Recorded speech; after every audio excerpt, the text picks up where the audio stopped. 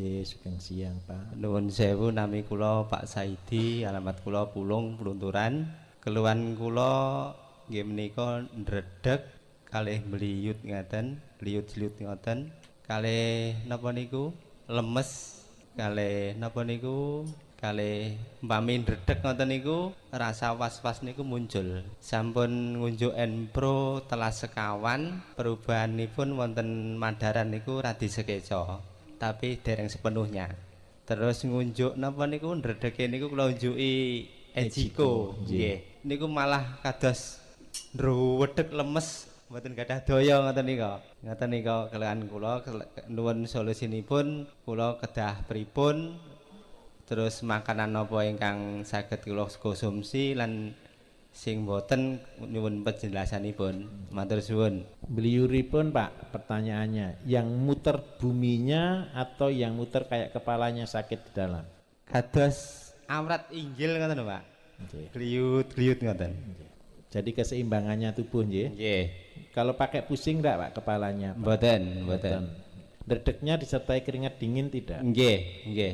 Jadi minta tolong, pernah dicek kan di ECG Pak di rumah sakit untuk jantungnya atau apa? Sampun, tapi hasilipun sanjange dokter niku normal ngoten. Normal. Nggih. Jadi nanti begini, jadi itu bisa juga karena asam lambung yang tinggi. Jadi boleh pakai Ejiko, tapi berapa semprotan Pak Ejikonya kemarin Pak? Kalih 2 kali. 2 semprotan 2 kali. Nggih. Oke. Tidak apa-apa, dipertahankan 2 semprotan 2 kali. Usahakan pagi sebelum makan sama malam sebelum tidur. Oh nggih. Terus yang kedua Pak, usahakan makan bekatul nggih. Nggih. Bekatul minimal 1 hari 2 sendok, pagi 1 sendok, sore 1 sendok. Nggih. Cara buatnya 1 sendok bekatul tambah 3 sendok air panas. Oh nggih. Terus yang kedua kasih Empro, dosisnya berapa kemarin Pak minumnya? 3 tetes 2 kali. Ya, cukup ya 3 tetes 2 kali. Tapi yang paling penting sekarang ini, hindari makan pedas, hindari makan kecut. Usahakan makan tepat waktu. Nggih. Terus usahakan kalau pagi seandainya tidak bisa makan bekatul, boleh makan tajin, tapi usahakan tajinnya dikasih gula merah. Oh nggih. Itu yang paling penting. Sampai kapan? Sampai terasa lapar. Sekarang sudah terasa lapar belum Pak? Sudah mulai rasa lapar. Sudah itu Pak Bayu, sudah terasa kerucuk-kerucuk. Nah, sudah oke. Nanti kalau sudah mulai rasa lapar, makan sudah terasa enak, kepengen tambah, itu sudah mulai tanda-tanda. Minta tolong dipertahankan. Sampai kapan? Minimal 2 sampai 3 bulan. Iya. Karena begini, jadi Bapak Ibu pendengar sekalian, ketika asam lambung kita tinggi, itu juga mempengaruhi di saraf kita. Menyebabkan apa? Kita menjadi pusing, kita menjadi lemah, dada menjadi berdebar-debar, kemudian kita timbul rasa lemasnya sampai menyebabkan rasa takut. Kenapa hal itu terjadi? Karena suplai makanan ke otak itu terganggu. Jadi oksigen juga kurang dan makanan juga kurang. Pak. Jadi minta tolong seperti itu nggih. Nanti kalau kurang jelas kan bisa didengarkan lagi. Oke, matur nuwun Pak. Matur suwun. Nama saya Bapak Mujiono. Ya, ini saya tanyakan bahwa saya tensi tinggi, hipertensi lah katanya. Kemarin itu tensi saya 220 per 120. Untuk pertama kali itu saya ke dokter, untuk yang kedua kali berobat turun 180 per 110. Terus yang ketiga kali 150 per 90. Itu dari dokter. Katanya saya memang faktor keturunan saya, orang tua saya, bapak saya, ibu saya tensinya tinggi dulunya, tapi kok menurunnya kok ke saya gitu loh. Itu saya minta solusinya bagaimana cara mengobati penyakit saya ini. Saya itu sudah ada 7 tahun tensinya tinggi terus. Pola makan waktu itu saya dianjurkan dari dokter, sate kambing tidak boleh, minum kopi tidak boleh, terus makan yang asin-asin tidak boleh. Padahal itu semua sudah saya laksanakan dan tidak pernah minum atau makan makanan yang dilarang oleh dokter. Jadi ini yang tadi saya katakan, jadi banyak orang berpikir hipertensi itu kasus biasa, tapi hipertensi itu adalah memang satu penyakit degeneratif. Jadi yang bahaya bagi bapaknya tadi, Kalau tensi tingginya insidensil, jadi sewaktu-waktu kita bisa tinggi. Tapi yang membuat tidak enak adalah tensi bawahnya. Kalau tensi bawahnya itu masih 90, 100 sampai 110, itu sangat resiko tinggi terkena stroke. Jadi karena itu yang paling bahaya. Jadi bagi saya secara pribadi ya ini rezeki jenengan Pak pas ketemu saya. Betul, rezekinya.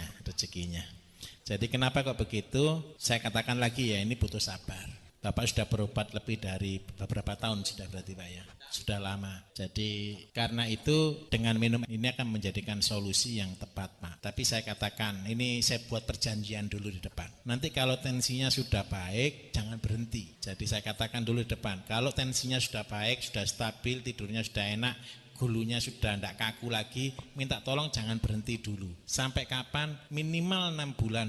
Syukur-syukur sampai ya setahun 2 tahun tidak apa-apa. Kenapa kok begitu? Kalau sudah terjadi stroke, terus kena penyakit jantung dan lain sebagainya, lebih parah. Nah, lebih baik bagi saya jangan sampai parah. Bagaimana cara penanganannya ini yang paling penting. Jadi kasus hipertensi itu, kenapa sih hipertensi muncul? Ini saya jelaskan dulu, mumpung ketemu semua. Jadi kenapa sih orang kok bisa hipertensi? Karena ada penyumbatan. Jadi contoh, kalau kita punya selang air, kita nyalakan sanyo, ada selang air. Selang itu tekanannya tinggi kapan? Kalau disumbat, kalau ditekuk, ada yang nekuk, ada yang buntu. Nah, cara terbaiknya bagaimana? Ya butuh dilancarkan. Semua dilancarkan. Oke. Jadi ketika seseorang mengkonsumsi, maka racun di dalam peredaran darah akan dilancarkan.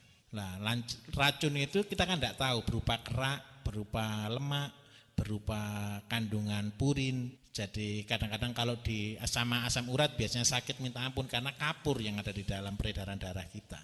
Ya kalau selang kita kasih Porstek ya bersih gitu. Ini masalahnya darah dan salurannya banyak ini. Nah karena itu kita butuh waktu.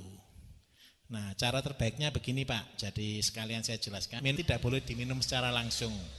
Jadi caranya ditaruh dulu di dalam mulut untuk tidak ditelan langsung Pak. Jadi begini caranya. Jadi kenapa kok ini tidak boleh langsung diminum? Soalnya biar dia masuk dalam pembuluh darah secara langsung.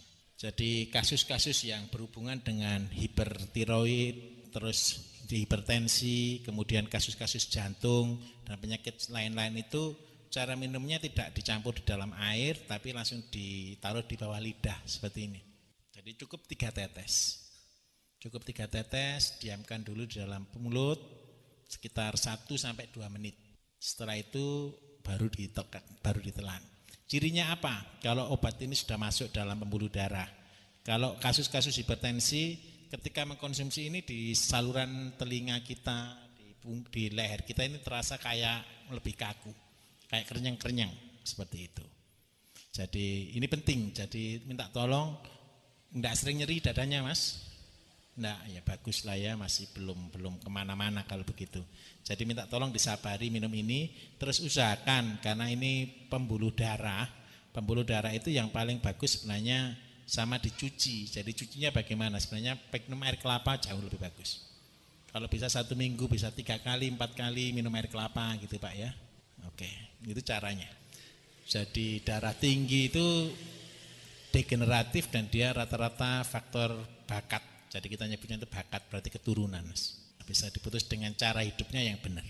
Jadi pola makannya jangan diikuti. Kenapa kok begitu? Kenapa sih nurun?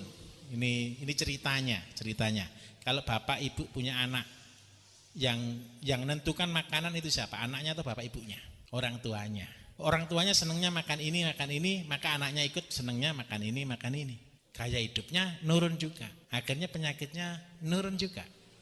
Jadi harus dirubah polanya. Karena itu pentingnya, ya ini pentingnya radio ini harusnya ngajari orang hidup sehat. Terima kasih. Jadi saya akan akan membeli obatnya ya, saat ini. Pokoknya hari ini saya mau beli karena menurut teman saya ini, Pak Darmawan ini, dia merasakan penyakitnya itu agak berkurang. Jadi pola hidupnya bisa sehat, bisa kerja kembali. Jadi saya ingin setiap ada orang bilang bawa ke dokter sana, saya ke sana, bawa ke tabib sana, saya ke sana, tapi belum ada perubahan sama sekali. Jadi mungkin insya Allah ini nanti untuk yang terakhir kali saya berobat ke tabib atau ke dokter.